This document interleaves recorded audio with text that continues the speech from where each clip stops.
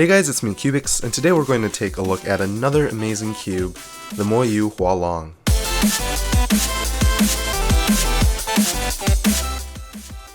The MoYu HuaLong is a 57mm cube and is $14 on Cube Depot. On the outside, the cube is pretty similar to all the other MoYu cubes. The stickers are standard MoYu shades and are fitted decently well. The edges of the cube are rounded, making the cube comfortable to hold. Taking the cube apart, the internals are very similar to other MoYu 3x3s as well. In particular, the cube looks like a modified HuaLong. Unsurprisingly, the edge pieces have torpedoes to prevent popping, which work fine.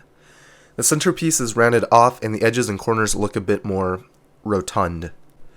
Overall, the cube is smooth and rounded off, and this transitions into how the cube performs as well.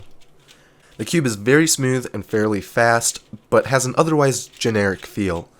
Out of the box there was a slightly scratchy sound which I like, but it has subsided with breaking in.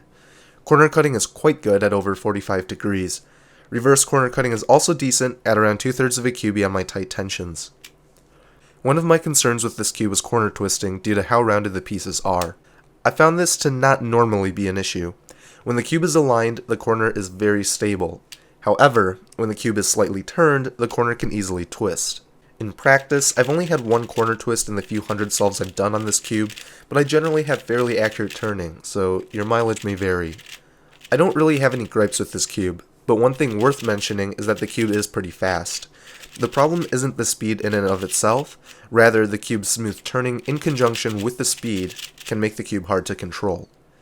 That being said, the cube does have very forgiving corner cutting, so it might not be a big problem for the majority of you. Overall, the MoYu HuaLong gets a thumbs up from me, and I do recommend it. Due to the controllability, I do think this cube would be more fitting for faster cubers, around sub 15. However, if you have a frenetic turning style, this cube might work for slower cubers as well. If you're in the market for a new cube, the HuaLong is worth considering.